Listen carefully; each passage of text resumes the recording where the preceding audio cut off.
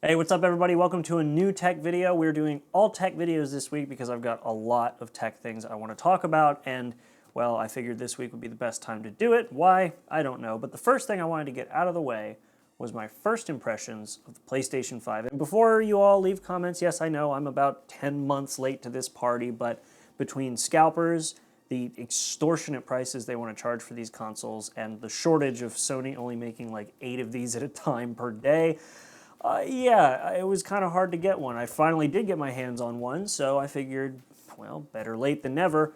Let's give my initial impressions on what I think of the PlayStation 5. And before we get started, let's all say it together. It'll make us all feel better. Scalpers. All right, now with that out of the way, let's get started. So to help you all understand where I'm coming from with the PlayStation 5, I haven't had a relevant PlayStation since the PS2, and the last PlayStation I owned was a PS3 that I was given at the very end of the PS3 era because a buddy of mine bought a PS4 and gave me his PS3. So I'm coming into the PlayStation ecosystem after quite a few years, very fresh to what's new on these consoles, and with some fond and not so fond memories of my PS3. So that's where I'm coming from looking at this. So keep that in mind as we go along here.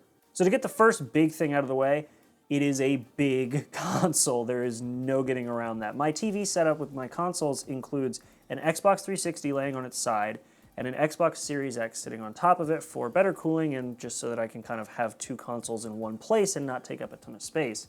And those are shorter. This is taller than those two consoles stacked on top of one another. It is massive. And I thought maybe I could lay it on its side, as weird as that looks, and put it up on my TV stand, but it's too thick for that. It actually obscures part of the screen when I do that. So upright it stands next to the consoles. It is a big, big machine.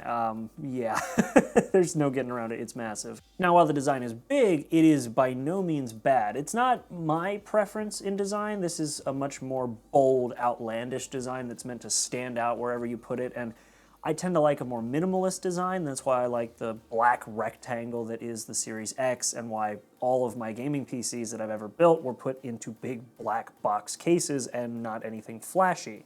But while this design isn't quite my cup of tea, I can still appreciate the little attentions to detail that Sony added all over this console. The most noticeable, or maybe not noticeable considering they're so small, is the fact that on the inside of these white panels here, instead of putting just a generic texture, they actually embossed it with these tiny, tiny little PlayStation logos, which I think is so cool. And you can kind of see it. I did my best to put it on the camera there, but yeah, it's really cool. These side panels are also removable, which I'm very glad about for two reasons. Number one, because you can add an expansion SSD that eventually Sony will give us support for and not just put in beta, but also because you can get dark plates for them, which is dbrand's sort of black design. I would have probably gone for one of these before the Xbox if Sony had given us a black option, but fortunately dbrand is offering that, so I went that route. It's kind of unfortunate because the only black thing on this console, which I think would have accented a darker matte black better, is the centerpiece, and they made it out of this piano black glossy plastic that already has a scratch in it on mine, and so as a result, I've bought the Damascus steel skin from dbrand to put on here. Again, I'm not sponsored by dbrand, but I love the look that I can kind of see in their maker there of like, here's what your console is going to look like. Yeah, I'm excited to see how this guy's going to look with all that on there. So yeah, matte black would have been better, but I appreciate the attention to detail on the panels. And oh God, glossy plastic, not my cup of tea either, and it's already scratched. The Xbox One was like this too on launch day. Anybody remember that? Anyway, moving on from design, the I/O on this is pretty interesting. I found the front I/O to be the one that I was most confused by. Not the USB-A on the front. That makes sense because you can charge the controller with it, but they put a USB-C on here. That's cool, and it's actually the only console of the Xbox and PlayStation to have a USB-C port, but I don't know what it's for because, yeah, you can use a C-to-C cable to charge your controller, but you can't play PlayStation 5 games on external storage, and the speeds you get from the external storage on USB-A or C is the same, at least when it comes to loading PlayStation 4 games. So other than choice, I don't know why it's there. Mine doesn't have the disk drive on the side because I opted for the all-digital version, which I've been trying to go all-digital with consoles, oh gosh, since the 360 era, and now we're finally at the point where it's possible. So I hopped on that as soon as I could, and I haven't looked back. Now around back, we have a ton of ventilation that pushes the hot air out that's sucked in from the vents at the front, and we have 2 USB-As, an Ethernet, and an HDMI connector. And the HDMI is capable of 4K at 120 Hz or 8K, and both capable of HDR, which I think is pretty cool. Now, I haven't gotten a chance to try 4K 120 Hz gaming yet, or 8K gaming, but I have had a chance to play 4K gaming, and both on the Xbox and on the PlayStation, playing 4K gaming at native 4K resolution has made it very difficult for me visually to go back and play something like Halo 5 on the Xbox One S or my PS3, playing any titles on that. It's funny, I've gotten so used to like good quality 4K gaming that when I streamed Halo 5 the other night on the Xbox One S, I thought something was wrong with the Xbox loading textures, but that's just how it was loading textures. It's hilarious how quickly you get used to it when it's implemented so well on these new consoles. But yeah, overall, in terms of design, port layout, and in my case not having a disk drive, I am extremely happy with how this console looks, though I do think it'll look better with the Damascus steel skin and the dark plates on it. I'm really excited for that, and I'll let you guys know how I feel about that in a later video when I get it.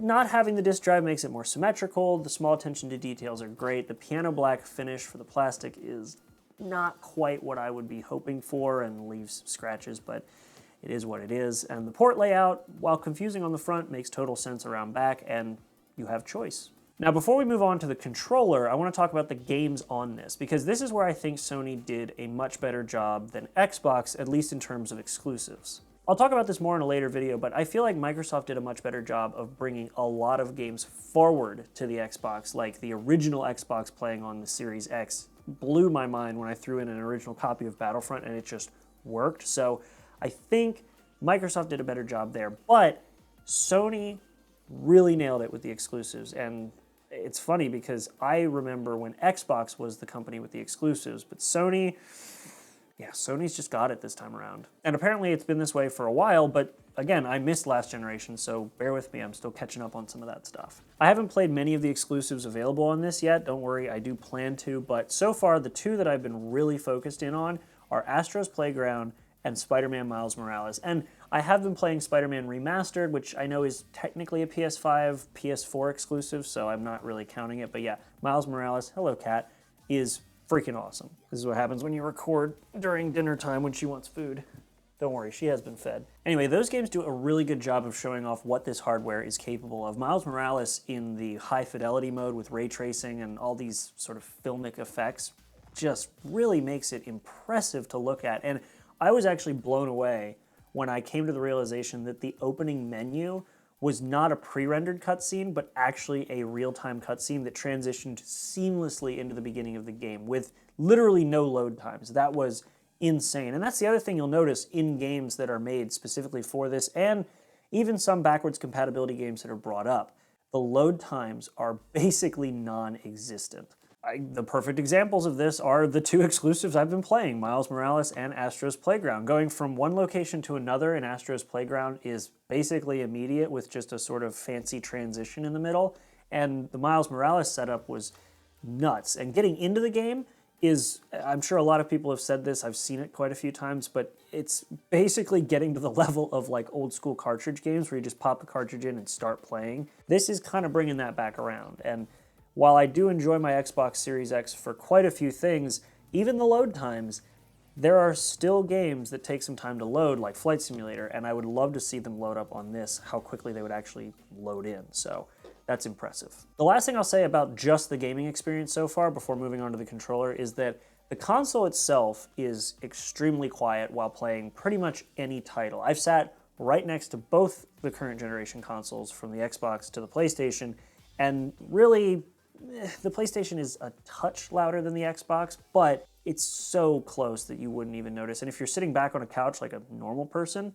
I think that you would probably never even notice, which is way better than what my PS3 sounds like, and from everything I've seen from the PS4s, definitely better than the jet engines that the PS4s had, so that's a win in Sony's book as well. Now, when it comes to the visuals and how the games perform over the long term, I'll definitely talk about that more in my final review, but really, the graphics on this and the graphics on the Xbox are very close to one another, and in the exclusives, they both sort of show their strengths on the games exclusive to the Xbox and the games exclusive to the PlayStation.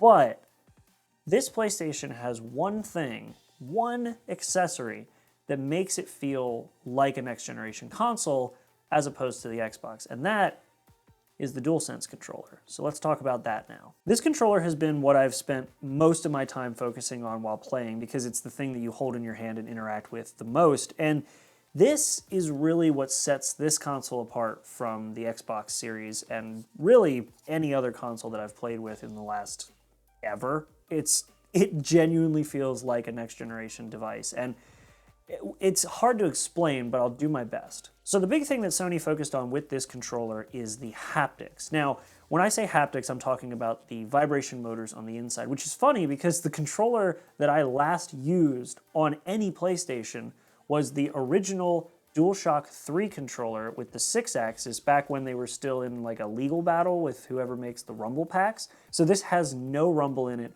whatsoever. And apart from that, it was just a cheap, chintzy little piece of plastic. The buttons were mushy. Over time, quicker than most, in my opinion, the rubber reversion that you get on, well, anything rubber, hit the thumbsticks way faster, and the triggers were, better than what they were on the PS2, but still flat, so if you were doing a shooting game, your fingers would still slip off. So imagine my amazement when you move from this to this. And just first and foremost, the handheld feel is so much better. It's designed for human hands, at least it feels like it's designed for human hands as opposed to most of the other DualShocks I've ever used. And the thumbsticks, I mean, whether rubber reversion will take them at some point or not is just up to time, but the feel at the moment is great. The rubber is just perfectly rounded on the top with grips perfectly around the sides. And a couple little visual touches I liked. They got rid of the pink, green, red, and blue coloring of the buttons of the icons and made them gray with a white body color and then a clear plastic over top. So just a little touch there, and I think it looks a lot nicer. I prefer it, and it looks clean.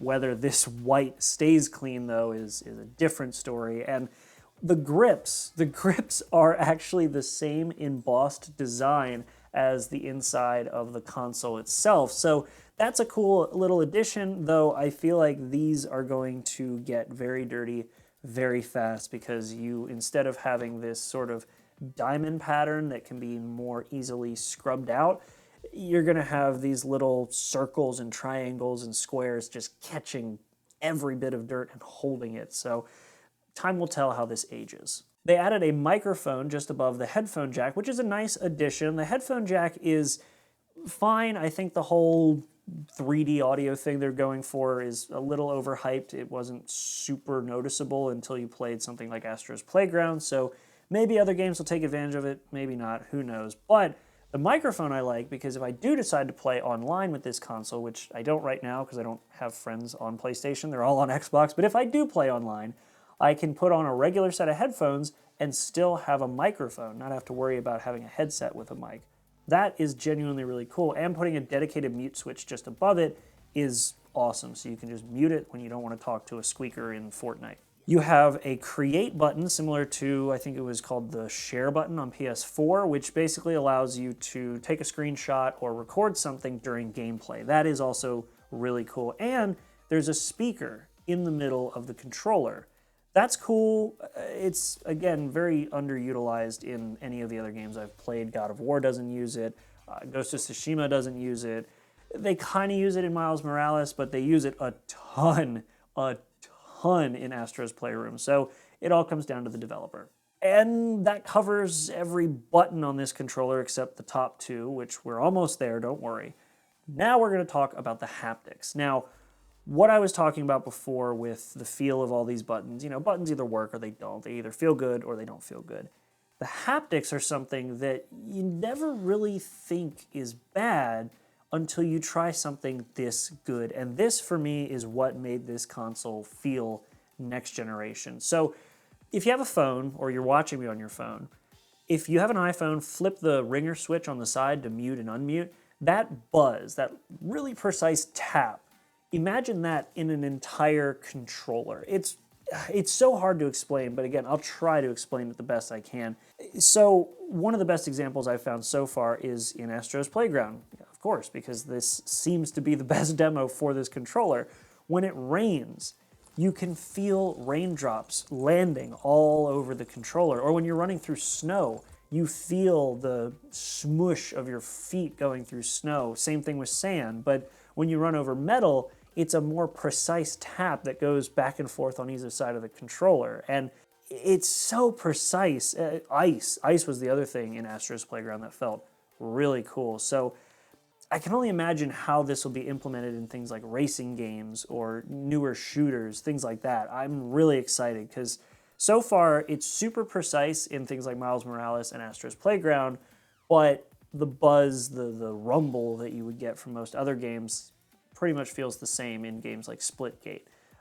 So maybe the developers can implement this better in exclusives, but time will tell. And lastly, the triggers. So between the triggers and the rumble, this combination has brought this whole console and this controller into the next generation. Now, they call it adaptive triggers, and I kind of assumed it was going to be like the rumble triggers that Xbox put in a few years back, where on racing games, for example, if you braked too hard, you could feel the controller rumble as the anti-lock brakes kicked in, or if you cut the wheels loose in the back with a burnout, you could feel the wheels spinning in the trigger. But no, this is significantly more advanced and much more noticeable. The idea is that as you pull the trigger, certain things in the game will take advantage of this trigger and make it harder to pull, or have a stopping point that you have to push through to activate whatever you're doing. So in a game with firearms, for example, you could pull the trigger to the point where it hasn't quite clicked, and then click past it to get the gun to fire. There's a Gatling gun you can pick up in Astro's Playground, and it bumps the controller back on you every single time it fires. So you get this rumble not only in the controller, but also straight through the controller. It feels like the trigger is fighting you, or pulling back a bow, or compressing a spring. It really adds tension to the controller, or rather to the triggers. It's wild, and I wish that there were more games that I've played so far that take advantage of it. Right now, the main ones do kind of, and Astro's Playground is just the demo for it, so of course it uses it to the best of its abilities. And yeah, I mean, that's really all I have to say about that so far without going on a total rant. Like, sure, the PlayStation and the Xbox are similar in performance, with the Xbox being a little faster, and 4K gaming definitely looks amazing on both of these consoles.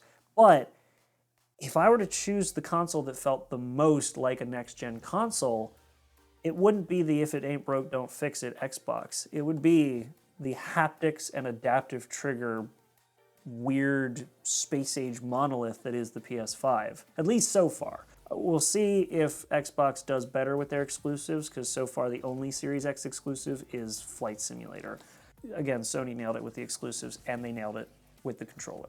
And yeah, that pretty much summarizes my initial impressions of this console. They are very good first impressions, between the design, which isn't quite to my taste, but again, I can't deny it's not unique, the exclusives, which bury pretty much everything Microsoft has except for Halo, in my opinion, and the incredibly innovative and really next-generation feeling controller.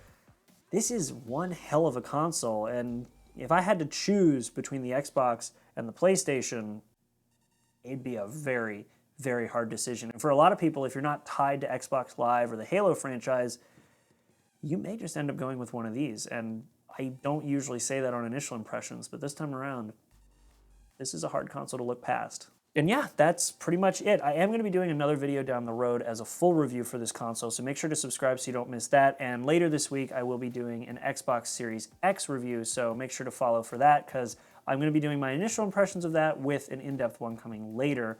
And I've got one more planned for the end of the week. It is all tech, all week, so make sure to subscribe so you don't miss it. Leave a comment letting me know what you guys think. Are you into the PS5? Are you more of an Xbox person? Would you get both if you could? Let me know in the comments. And apart from that, I will see you guys in the next video. Make sure to be there and have a good one.